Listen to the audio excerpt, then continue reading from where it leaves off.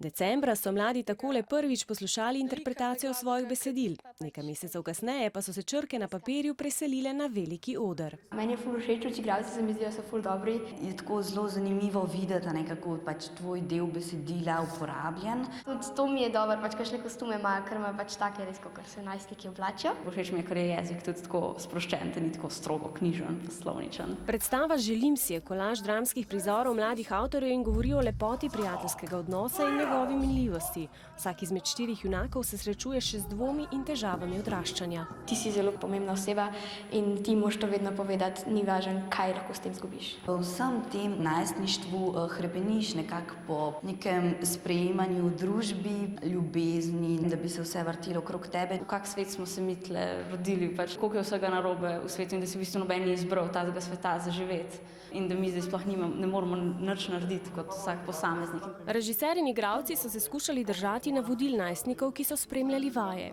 Ker nas je zanimalo, če nam bo najstniška publika verjela, recimo igralkam pri 30-ih, meni se zdi, da so zelo sproščeno gledali in da so zelo pošteno tudi rekli, kaj jim ni všeč.